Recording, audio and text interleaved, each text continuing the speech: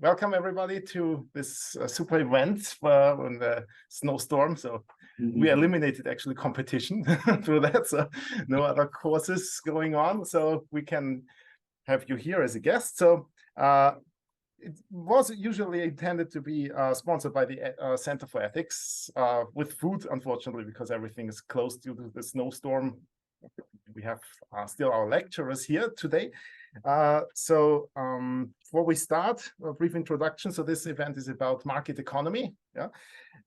So what is a market economy? Market economy is based on voluntary exchange in a legal framework which ensures that contracts are performed and legally binding between counterparts. So there are certain factors which influence this framework. And of course can also potentially distort this framework. These are determined by fiscal and monetary policies of what we will hear today. And so legislation and taxation on the one hand, for example, and the value of temporary medium of exchange, so money, on the other hand. So both should be in a stable equilibrium to ensure economic growth over a longer period of time and therefore ensure a standard of living. And over the past decades, we all know that we have seen a global derailing of this framework caused by money printing, excessive debt, and increased regulation. So excessive money printing has led to the zombification of market economy. So for that, we saw that subsidizing businesses which are actually bankrupt and are unproductive and should have gone out of business were kept alive on the one hand. On the other hand, while increasing regulation makes it harder and harder to pursue entrepreneurial plans. So in order to address these issues, we have three guest speakers today. On the one hand, Pieter Earle, who joins us online from the American Institute of Economic Research in Massachusetts. We have Dr. Barbara Kolm, former vice governor of the Austrian Central Bank. And finally, Pieter Cleppe, policy analyst from Brussels. So we will happy to have you here. So we will start with Pieter Earle online. Okay. Please take it. I have like 20 minutes, so I'll move expeditiously, but I'm sure we'll do more of these in the future. Okay, so let me first do this here and follow the instructions when all else fails. Show. Thanks. So you can see it. It's all good? Yes. All right, great. So this is an area I've been writing a lot about and researching lately. It's about de-dollarization. And what I'm going to talk a little bit about is whether it's a perception of reality, because it's a trend that's been growing, and I hear some parties say it's not real, and some say it is real, and so we'll talk briefly about that.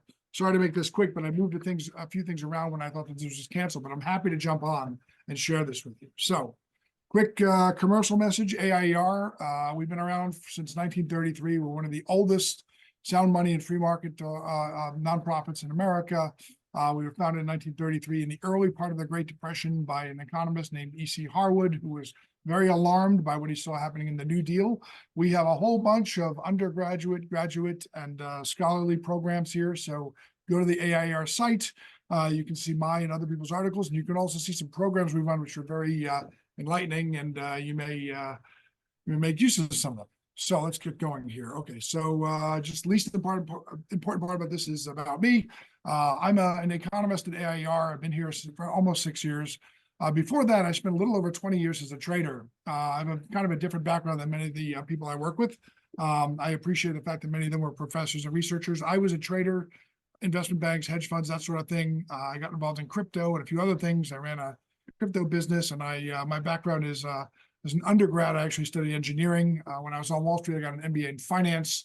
And in later years, I got an MBA and then finally an MA and then finally a PhD in economics. My PhD in economics is from University of Angers in Western France under the legendary Professor Guido Hulsmann, who's a great guy, and he was very helpful and a great scholar and a great mentor in every way. So let's get going. Okay, so first of all, let's talk about de-dollarization.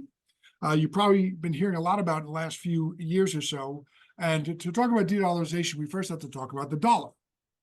The dollar is the global reserve currency, which means it's the default currency for international transactions. international transactions tend to be denominated in, paid for in, and settled in US dollars, which means that US dollars are held in very large amounts by governments, financial institutions, non-banking firms, and all sorts of other institutions around the world.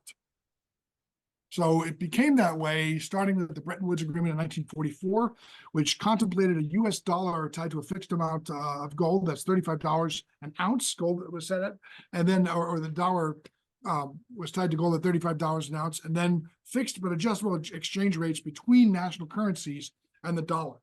So a question I always ask when I give this to students is, what was the reserve currency that the dollar supplanted and actually was a sort of a co-reserve currency with for the next 10 or 15 years? It was the English pound. So now in 1971, we had two big changes. The link between the dollar and gold was severed, and exchange rates between the dollar and every other currency on earth began fluctuating. Nevertheless, by virtue of the size of the US economy, US political influence, military power, et cetera, the dollar has remained the global currency exchange over the next 50 plus years. So it's said that global reserve currency issuers enjoy what's called an exorbitant privilege. What that means is that we enjoy, or the issuer, in this case, the US, enjoys lower borrowing costs, higher economic or more economic influence, and all the benefits associated with deeper and more liquid financial markets. So de-dollarization is essentially the process by which a country would reduce its reliance on the USD in domestic and international economic activity, right? In 2022, there seems to have been a critical mass in nations which wanted to reduce their reliance upon the dollar. Many nations have indicated a long-term goal of using their own currencies in exchange, but it really picked up a head of steam in 2022. And some of the aspects of this are, encouraging the use of domestic currency, putting currency agreements and currency controls on the use of the dollar, and so on. Right. So the point of inflection is really the Russia-Ukraine war, in which the invasion of Ukraine by Russia led to a number of sort of rarely used, and in some cases, first-time sanctions, including kicking Russian banks off of SWIFT. SWIFT is the sort of like the telephone system or the piping system which ties together nations that want to use dollars. And when that happened, between $600 and $700 billion worth of Russia-owned dollars in financial institutions were seized, and it kept Russia from using dollars in those international transactions. And that not only seriously impacted Russia, but a number of nations, including some allies, and it caused a lot of US allies, even those who we've been friends with for a long time, to sort of reconsider their dependence on the US dollar.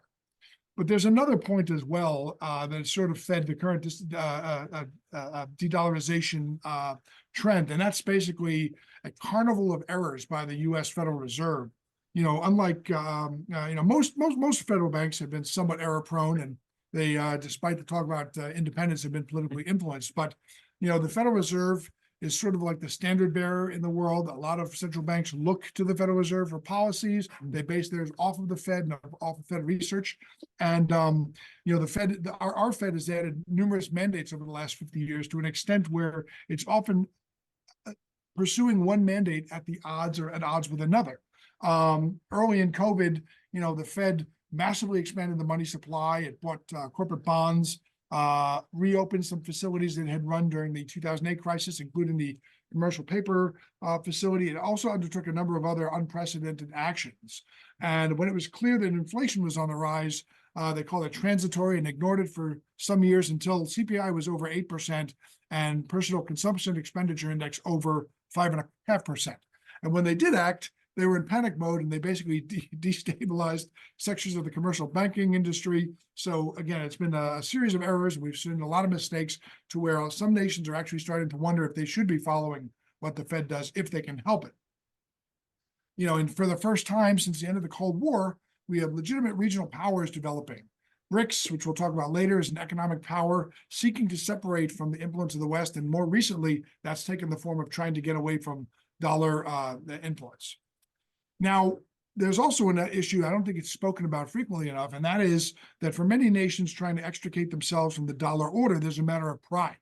That includes some U.S. allies. I mean, you can see some nations. I mean, take for example India. India has a space program, and they produce a lot of scientists. They produce neurosurgeons, like every other nation does. And yet, to rely upon another nation's currency and central bank seems inconsistent. It seems not consonant with self-actualization. So that's another factor that's feeding de-dollarization. But right now, let's take a look at some SWIFT data. Okay, so right here, we've got SWIFT that's based in Brussels. These are payments made in US dollars via the SWIFT system, which is the major conduit. Let me move this over. Okay, major conduit of major international financial transactions. There's a spike you'll see in mid-2023. It has to do with a change in counting conventions, but still the dollar represents about 44% of the total volume. Okay, now we're going to add euro. So I brought the euro in here, which has a few percent higher than shown owing to the same change in counting conventions. And now with the blue, we're bringing in the English pound. That's about 7% of the total volume. So at this point, 45 plus 22 plus 7, we're talking about roughly 75% of the total volume of transactions going through SWIFT. We add in the yen. That's the red. Okay, so at this point, we're just under 80%. So what else is out there? Let's consider the Chinese yuan or renminbi. Anybody want to guess what percent that is? Of course, I would ask people to shout from the audience, but since we're remote right now, I will tell you that it's about 4.5%. But that means in the last year, it's more than double. So it's overtaken the Chinese representation of currency settlement and usage. It's basically higher now than the yen, the Canadian dollar, the Aussie dollar, and the Swiss franc. And here are the current totals. Let me go here. Yeah, here are current totals in percent. This data, the most recent data I had was of November 2023. I should probably update this. I think right now we have December, maybe even January 2024, but these are the numbers. And here are the changes that have taken place between June 2022 and June 2023. Wait, is that this year? Let me see. Yeah, okay. Between June 2022 and June 2023, in some cases, the declines are partially accounted for by shifting into dollars or shifting into yuan. So you don't really get a great picture of this. But what I want to talk about here is, let's talk about the arguments for and against de-dollarization, right? And what it is that what some people were saying. Okay, so first of all, these are arguments for the de-dollarization thesis. Okay, and the first is that it's happening, right? And if it can happen, if it's happening, it can happen.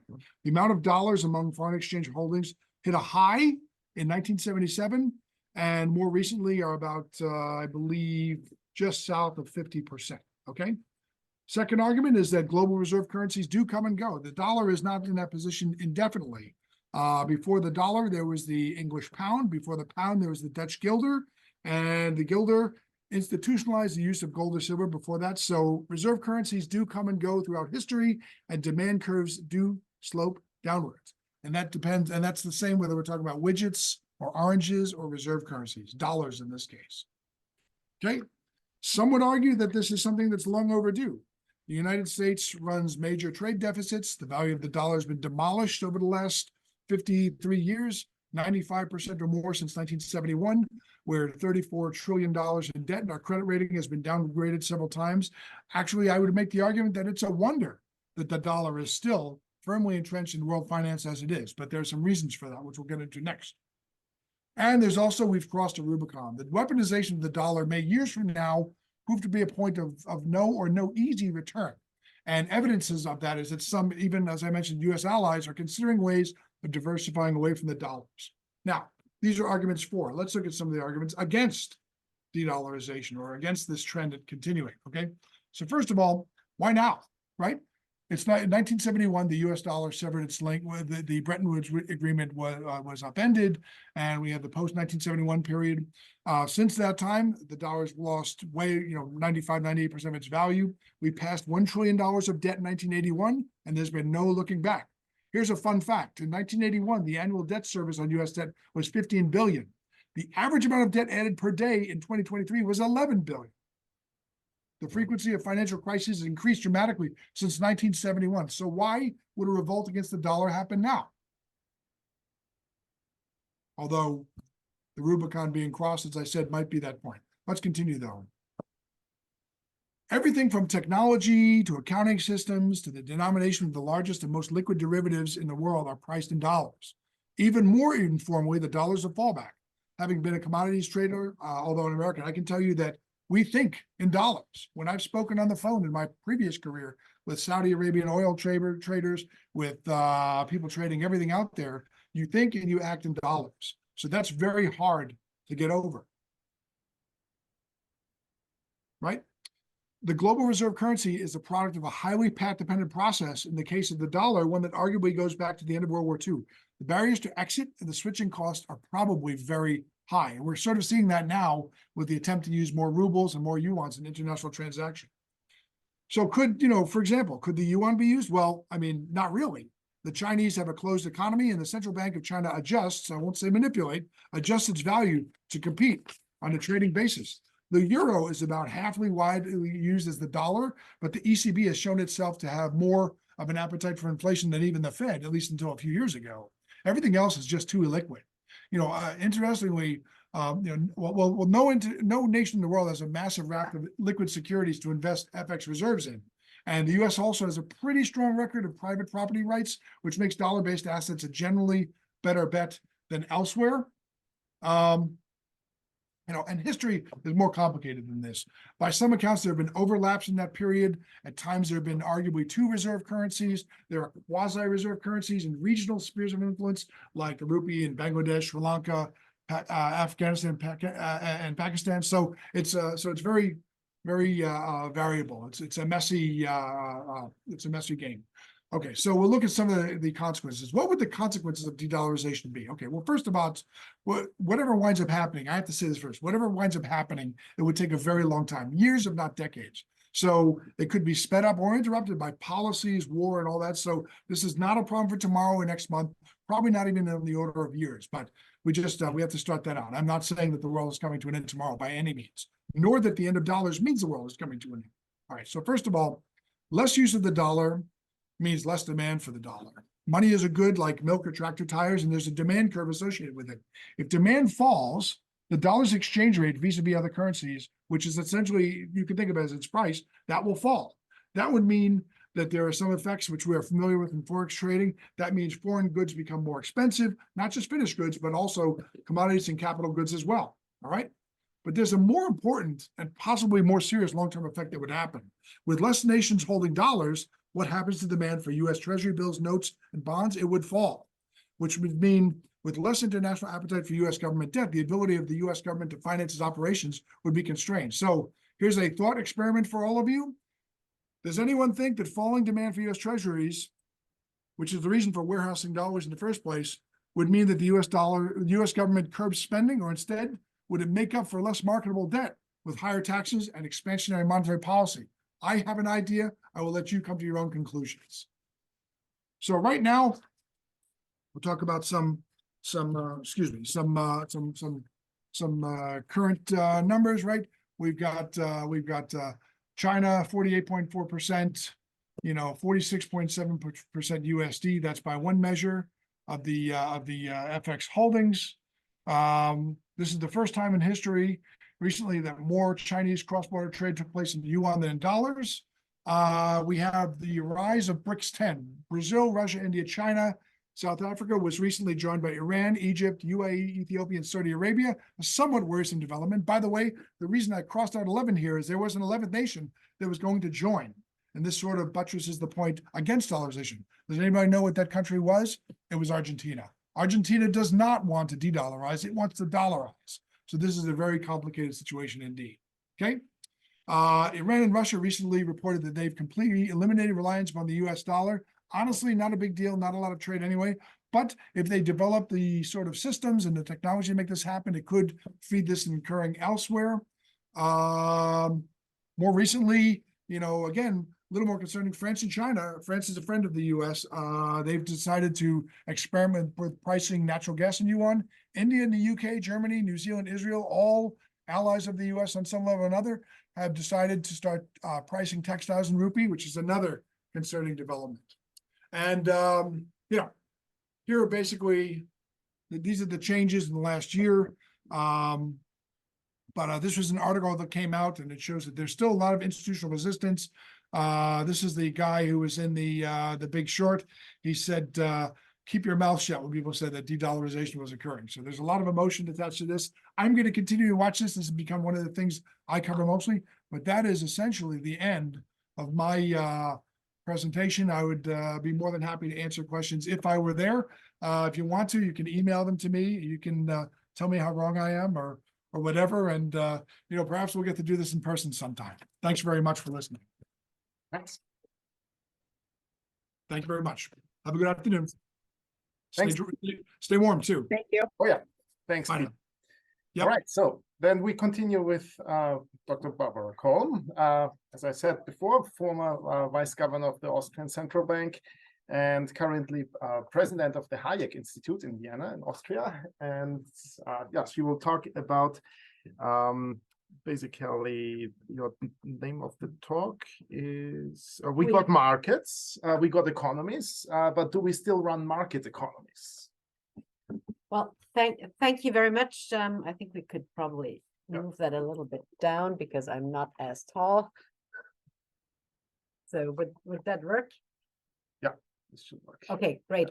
Well, thanks a lot, Professor Unger, for running the roadshow despite of the bad weather outside. I mean, it's a little bit of a surprise on April 4th to be caught in a snowstorm. Maybe not here, but in Austria, where I come from, this happens eventually, but we do not close down our universities. But nonetheless, thanks to all of you guys who are here to join us. And after all, the roadshow is a tour not only throughout Europe, but also throughout the US. Where we discuss, update problems and see where we are heading. And I have a booklet here. This is The Road to Serfdom by Hayek, Friedrich August von Hayek, an Austrian economist, who actually is the only one who was awarded a Nobel Prize in economics from Austria. And he published this book in 1944. In the midst of World War II. And he talked about in this book why markets are important, why it is important to make sure that people have their own choice, why it's important to not to centrally plan, because this book is against central planning.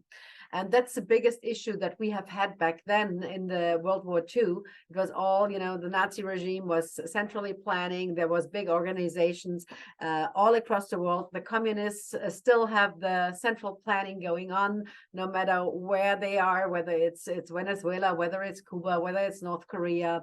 And we all know this doesn't function because there is no supply and demand. This is kind of out of balance. And the individual doesn't have the opportunity. So this is why Hayek actually is still very relevant 80 years after that. And I can only recommend you to look into his work. And if you haven't, who has read Hayek or who knows Hayek? Okay, at least some people here, that's great. So there is more work to be done here on the Austrian economics front. And by the way, it's not only called Austrian economics because we are Austrians, but because Karl Menger, who was the tutor of Crown Prince Rudolf in 1870, actually started a book or wrote a book in 1872, which put economic theory upside down. And in this book, he was explaining about prices, about supply, about demand, about time, all those concepts that we as economists use. For us, it's kind of a given, but back then this was, not known to people, and so he brought those concepts into the discussion, and this is why he was called the father of modern economics, and especially of the Austrian Economics School and the theory there. Other representatives would be Schumpeter, the guy who was talking about markets and about innovation, and that you eventually have to break down something before something new can be started. or Ludwig von Mises, who was a defender of free markets and of conservative libertarianism ideas. He was against all socialist concepts and against social planning. And he and Hayek in the 1920s developed a theory on the business cycle. Back then, you might recall that in economic history was the problem about the clash of the markets, and so he decided, well, we need to explain why there are boom and bust cycles, and this is how they came up. And I will also talk a little bit about monetary theory, and I'm glad to what Pieter has just explained to you. The dollarization or de-dollarization is truly important. And when I give you a small idea of what is going on with regards to CBDCs. Do you know what CBDCs are? Central bank digital currencies. So they, just to make sure, they must not be mistaken with whatever we see on the private sector on when it comes to Bitcoin or cryptocurrencies. This is something totally different. This is private stuff. Whereas CBDCs is central bank digital currencies that will be issued or might be issued by, or are issued actually already by central banks. And they, in some cases, they even think to replace cash.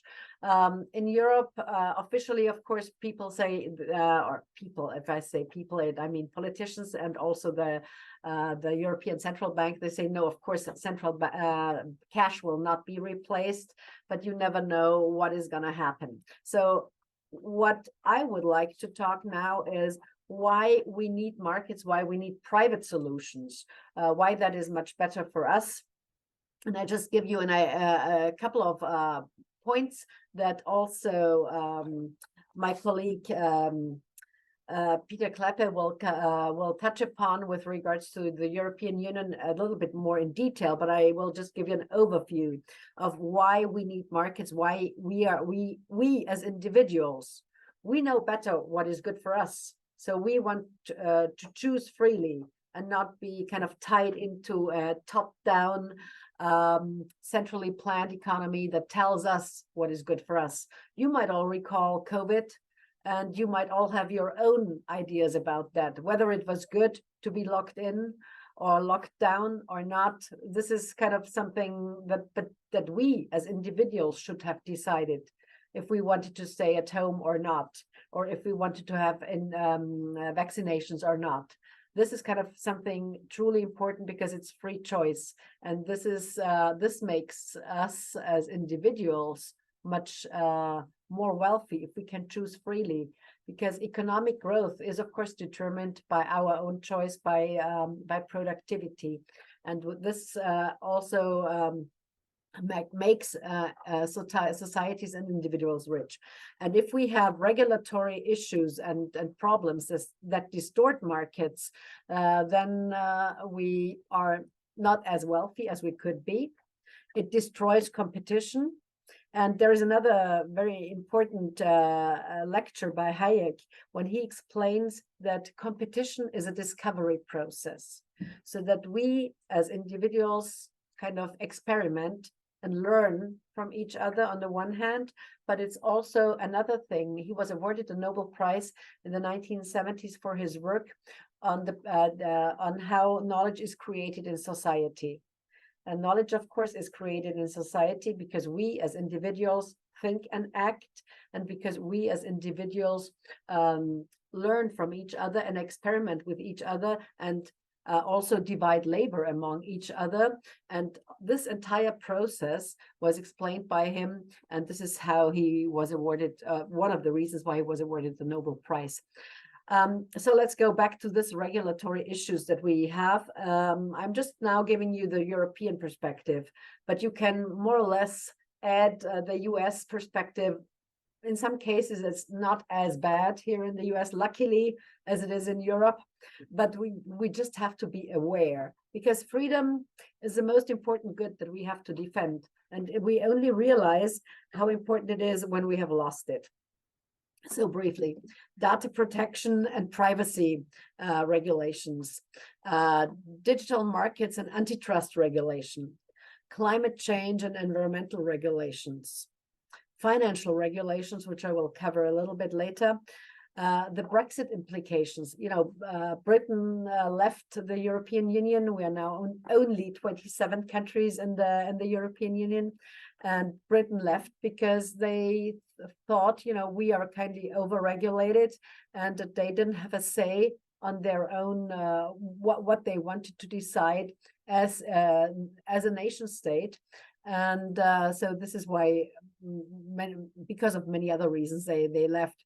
But the implications for Brexit, apologies, are definitely much worse.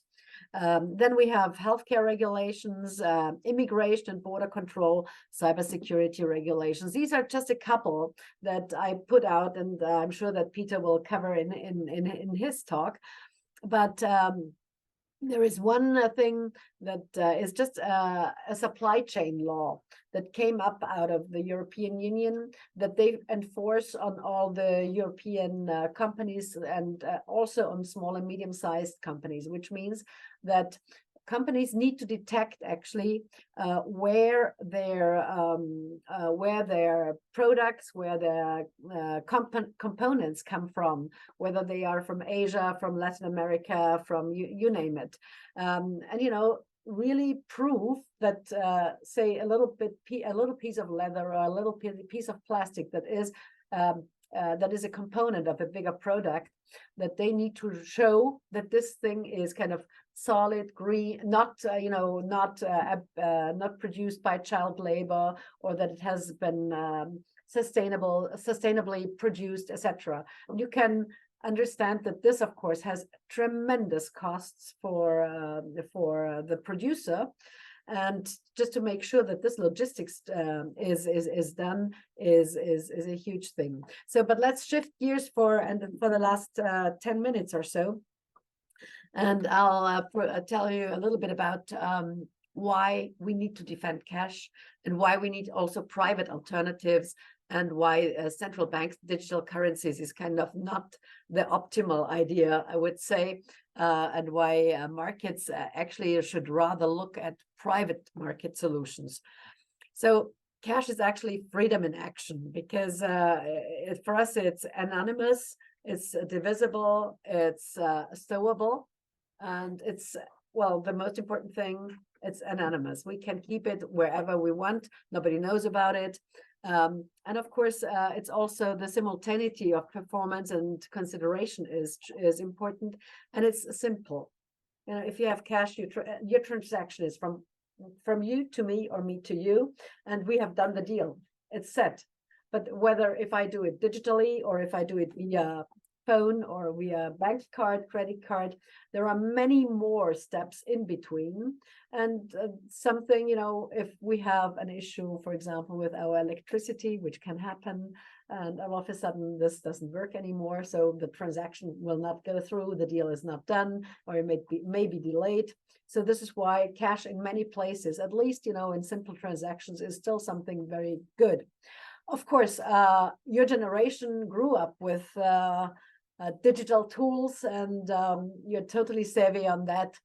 And you might not think that cash is important, but we still need to keep it at least in our background, or use cash as if it, with this digitalization, with those tools, but as with private use, and not with a central bank issuing this.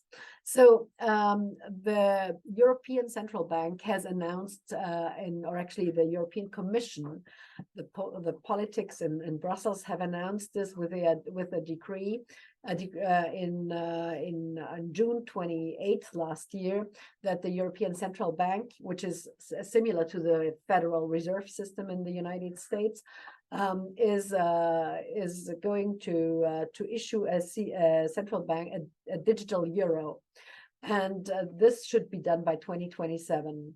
So if you look around the world, which central banks have been working on that, then let's start in the East.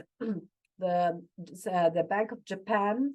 We had a meeting with Ueda. Professor Ueda is the governor of the Japanese central bank. they have it more or less ready to go, but they put it on hold because they said there is no need for it right now. We can do the transactions still there. Let's go a little bit further. China. China is the only country that is already using the digital yuan in 8 provinces. They are experimenting, well, not only experimenting, they are using it already. And of course, China has a different approach towards private data, towards controlling of people, etc., than we have in our Western democracies and societies. But for them, it's kind of a tool that the government said we want it, and the bank said, okay, we will proceed. No comment on that. Then let's look at the Bank of England. The Bank of England has been experimenting also a little bit, but not as far as the Swedish Riksbank, which are the most advanced. The Swedish Riksbank used digital payment methods, or actually the Swedes used digital payment methods for a very long time. You imagine this country in the north, the weather is almost like here today, almost the entire year. The very long distances, there are no cash machines in the far north, not also because of grid issues, etc. And so you use digital transactions and rather than cash. So this country was actually more open to that.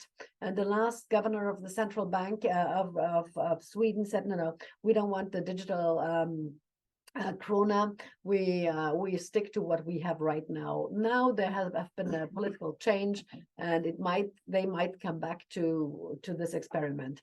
So what is left? The Fed and the ECB. The Fed kind of is not promoting this much, but the ECB is putting this story about the digital, not the story, is putting the digital euro, really up front. And I'm just giving you some arguments by the European Central Bank in favor of this digital euro, whereas I would still argue we don't need that, because our private banks, our banking system is providing all those solutions on a private basis, and we can choose if we want this bank, that bank, if we want to use this card, if we want to use credit cards, or how we want to, or whether we want to use Apple Pay, or you name it, private solutions. So the ECB's argument are, of course, because of the so-called open strategic autonomy of the EU, we need this. As you all know, the EU is globally dependent with regards in finance at the US, on the US, with resources on China and energy still on Russia, and now which is really important via India and China to Europe.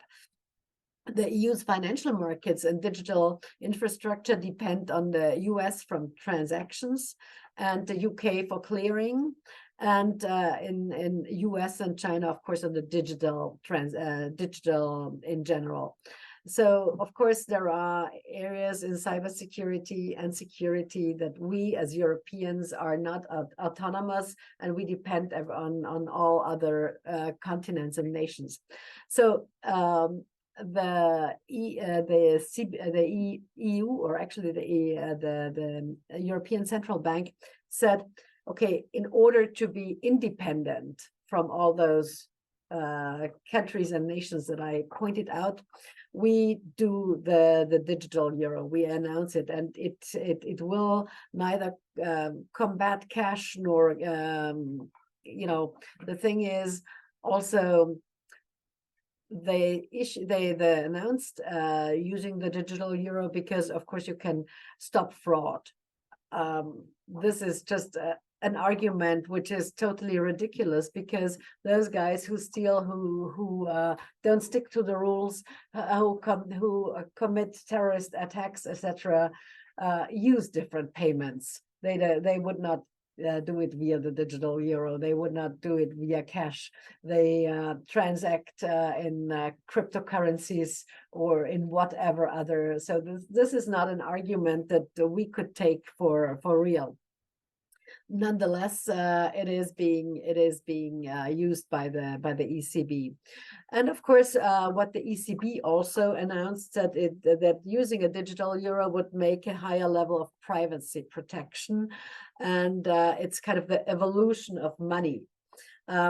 Those things I would put with huge question marks, because again, we are believers in markets and in market solutions, and they are out there. So why would we give the mandate to a central bank to run a digital currency? Do you, by the way, know what the mandates of at least the Federal Reserve systems are or is, and the mandate of the ECB? Any ideas? Price stability on the one hand, and financial market stability, and the Fed also has a mandate of labor market stability. So that's it. No Green Deal, no green banking, no green finance, nothing, and no digital currencies. So that's actually, if you stick to the mandate, you would have enough to do, because the job obviously has not been done well in the past years. I'm just only reminding you of the QE programs that were already mentioned by my colleague Pieter beforehand, but also the inflation issues that we have seen thanks to all the money injections into the economy. But this would probably be an entirely different lecture. So finally, who could use this digital? I'm just looking at the watch here. Who could use this digital euro? So the ECB thinks person-to-person payments, payments, companies to companies, payments, individuals to companies. Then, of course, they announced it and promoted hugely that you could receive your welfare, your pension, but you can also pay your taxes with it. So it's also that the government is involved in that. So what else? Residents, retailers, authorities will use it. Then there are, of course, inventory limits that need to be still discussed. The loading and unloading of the respective card or actually digital wallet is still under discussion, because people think how much cash or how much digital euro or digital currency can you hold on this wallet per day? And then how can you pay with it? And this is now the thing where I say this is going to be very ridiculous, because if you use the banking app of your house bank, why would you use a digital euro then? Why would you have an extra app for this one? And there are many more points that are open. However, Madame Lagarde wants to have this this digital euro done by 2027 or in place in 2027. And the question is, why would we need it? Without further ado, I would just simply stop there. And I'm here for questions. You can also send them to me, but we can discuss that. So thanks.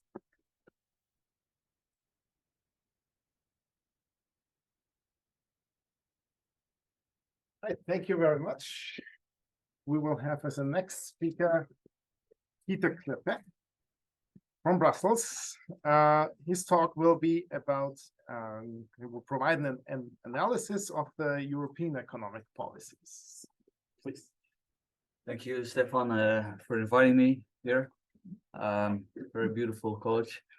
So yeah, thought it'd be interesting to tell you a little bit about Europe, what's going on. So I'm basically a journalist. I have a website, Brussels Report. It's called brusselsreport.eu, which is a website covering European Union politics, mostly publishing opinion pieces. So I'm closely following whatever happens with the European Union and European economies in general. So it was interesting to hear the previous, two discussions about CBDCs. Indeed, central bank trying to have more control over money, and then also the fate of the dollar. And actually, Europe and what happens in Europe is also linked with that, because the first speaker, Pete, he mentioned SWIFT, but there's another important company based in Belgium, Euroclear, which plays a big role in the international financial system. Why? Because it's a sort of custodian, and as a result of the Russian invasion of Ukraine, $210 billion in Russian central bank assets have been frozen, and they have been frozen with that particular company, meaning that if you want to confiscate these assets, you need a decision by European and Belgian authorities to do that. And this is a very big debate.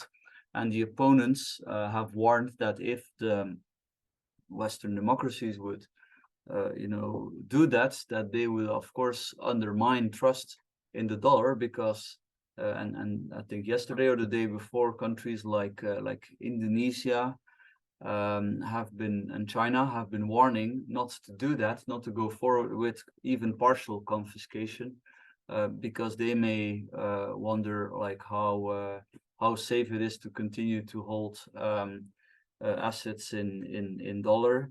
And then, of course, it's a debate, will they actually have an alternative if the West would go through it or not? But this is all very closely related to European events, the war, how to respond to it. At the moment, the EU is sort of, in theory, in favor. They finally had some kind of a decision, because you have to imagine these are 27 democracies that have to agree to take part of the interests that are being generated from these frozen assets. But some countries are still, let's say, a little bit unsure, so we'll have to see what comes of it.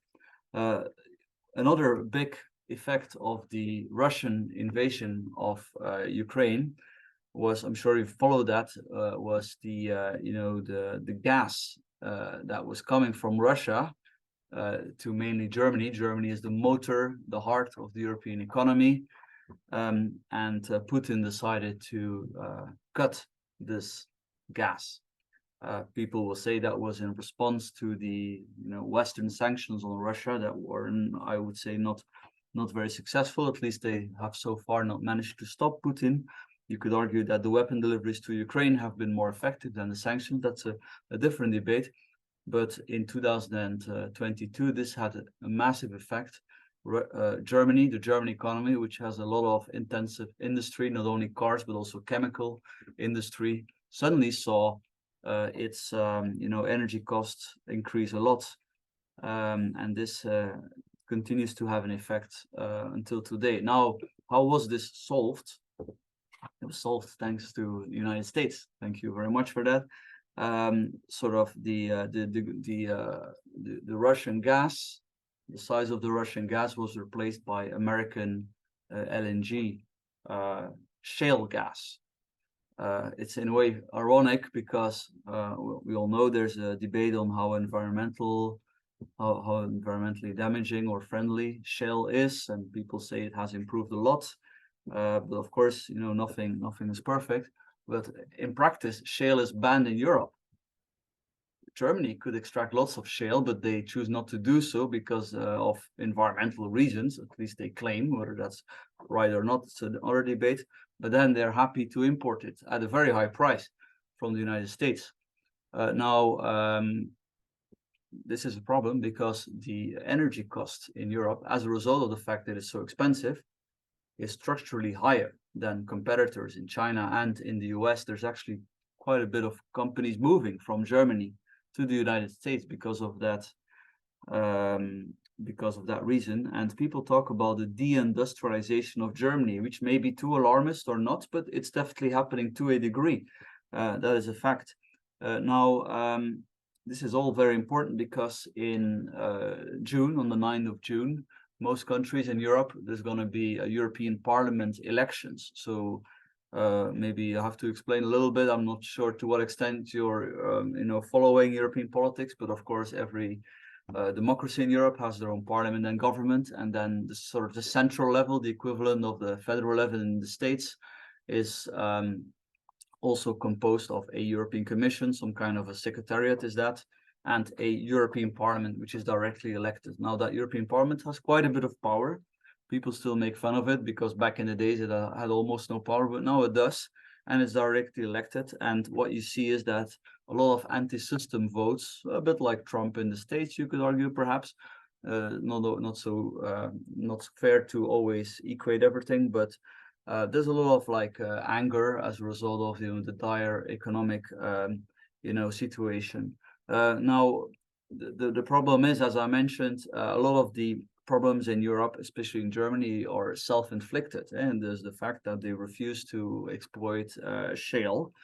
Also, it's hard to believe, but in 2022, when this problem arose, that suddenly a lot of the gas that came from Russia to Germany was cut, the German government decided to go through with an old plan to shut down perfectly functional nuclear plants, which is also a problem for the environment, because some of the things they had to do was to facilitate lignite, which is brown coal, which is very polluting for the environment.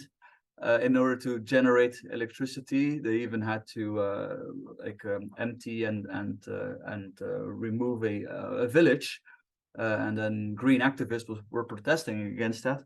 But ultimately, this was because they opted to shut down perfectly functional nuclear plants, because the Greens are in the government in Germany, and sort of their core belief since the 70s is that nuclear power is very dangerous, and they have always managed to conflate the nuclear bomb with nuclear power. Not very intellectual, but thankfully the times are changing. Even at the climate summit in Dubai, nuclear power for the first time was officially promoted as a possible fix to continue our living standards and at the same time reduce CO2 emission. So, but that's not the case in Germany yet. Also in my own country, Belgium, the Greens are in government, and they're also continuing with a ban on nuclear power. It's legally banned, imagine. So these are sort of the typical European innovation hostile policies that are leading to weak economic growth, and I would say, social unrest, and people moving more and more to anti-system parties, apart from the fact that we have a lot of migration chaos, of course, like in the States. This is a very big issue in Europe. What also plays a big role is the Inflation Reduction Act in the United States. Maybe, I'm not sure to what extent it's appreciated that this has an effect in Europe, but the Inflation Reduction Act, which obviously will not reduce inflation because it's sort of a set of tax credits and favors for supposedly green industries. I mean, this leads to European companies being attracted to the United States. Now, what are European countries and what does the European Union do to deal with that? Well, two things. And the first thing that is happening is that we see a lot more national subsidies in Europe, which is distorting competition, especially smaller countries. They are not able to give as many subsidies to companies to attract them than bigger countries do in Europe. And the European Union has always been, let's say, an imperfect construct, but one of the good things was that it was trying to police countries not to give cash to their preferred companies, because of course this is not fair, and it's undermining competition and ultimately the competitiveness of the economy if you do that. That is disappearing, not only because of the Inflation Reduction Act, but together with COVID and the response to COVID, this is another factor of the sort of, you could say, the unraveling of the core business of the EU. And on top of that, the EU itself also wants to start handing out all kinds of subsidies, which again, will, of course, distort fair competition. The EU has always been good in opening up trade with the rest of the world, lots of trade deals. Also, that is reducing a lot. They failed to have a trade deal with Mercosur, which is a trade bloc in Latin America, with Australia. There's tensions with Southeast Asia about palm oil and deforestation. Well, there was a small trade deal with New Zealand. So just to say that this driver for economic growth, which the EU used to be, is, it's not going so well anymore. Maybe the reason that the UK has left plays a role. The UK is typically, to European standards, friendly to free trade economics, more so than the continentals. So it doesn't help that they're gone.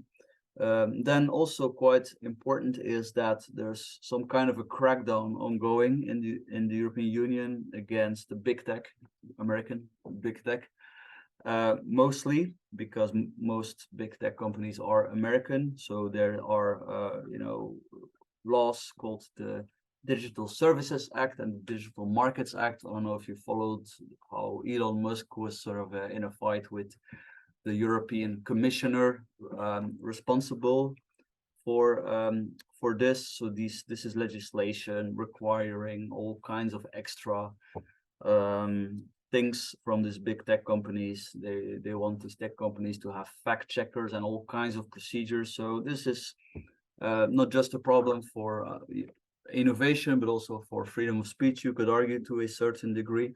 On top of that, also the EU is giving massive fines, for example, to Apple, because they don't like how these companies are, promoting their own products in their own, in this case of Apple, their own shop, the Apple shop. I personally find this a bit weird that a company would not be allowed to do that, but there's some very, let's say, controversial interpretation of EU or of antitrust theory that the EU is using to justify this. And then the Americans are rightly saying, I think, that the EU is basically being a protectionist. They're just cracking down on these companies because they are American, in the hope that this would help European competitors to emerge. But of course, that's not the way you do it.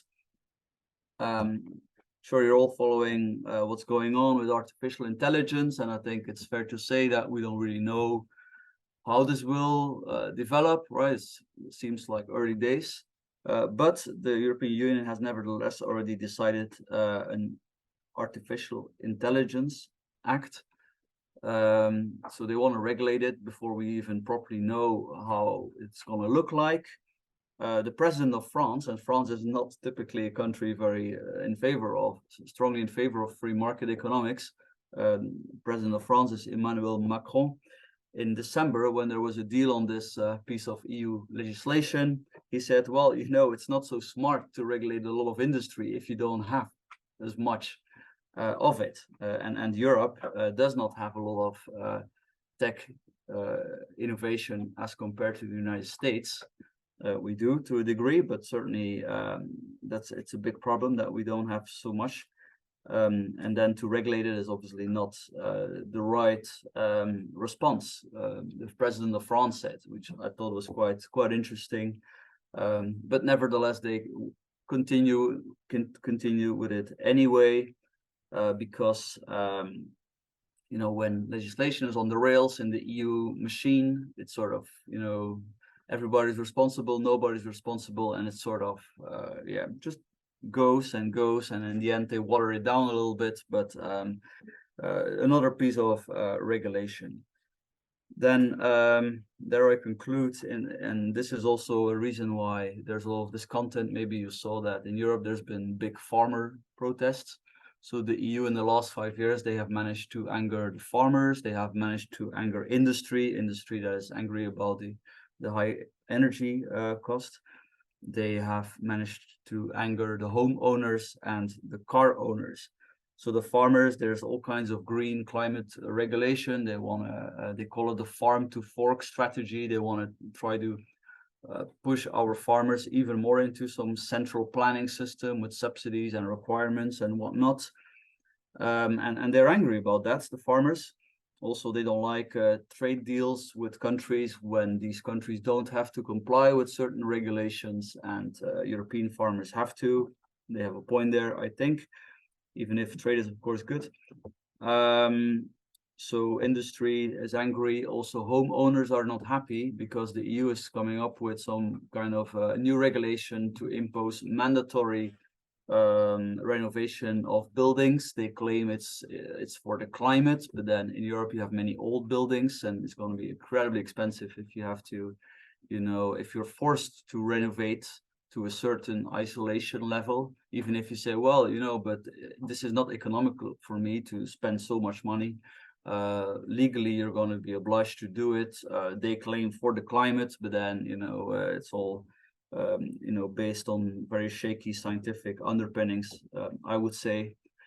And then also, I think interesting, the combustion engine was invented in Europe, in Germany, and the European Union has decided that they will impose a de facto ban on the combustion engine by 2035. Now, 2035 is tomorrow for industry. They have to plan long term, right? And this is just at the moment when not only Tesla is managing to compete quite well in Europe, but also lots of Chinese electric vehicles are entering the EU market, often subsidized, of course.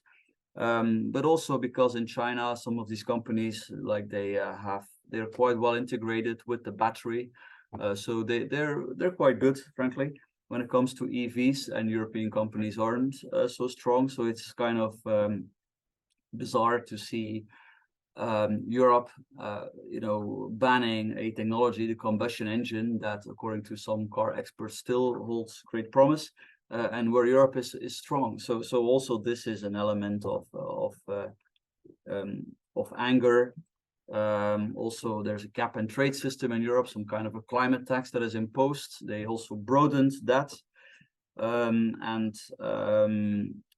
to conclude, what the European Union then did was to say, oh, it's kind of unfair that, you know, the rest of the world is not copying our very wise green policies.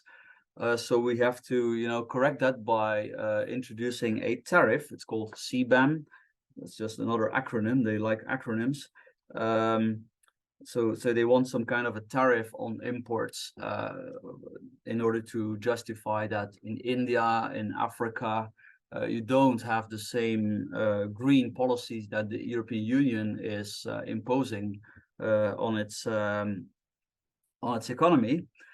And this is angering African economies, rightly. This is angering India. India is threatening to, you know, do something about it at the World Trade Organization level. They have even threatened to come up with their own CBAM climate tariff. So a lot of this is, you know, paving the way for what could be a pretty pretty extreme results in the June elections in Europe. To be fair, the politicians are already changing a little bit. They feel that people want change, but yeah, I think it's going to be a very difficult situation. So thank you very much.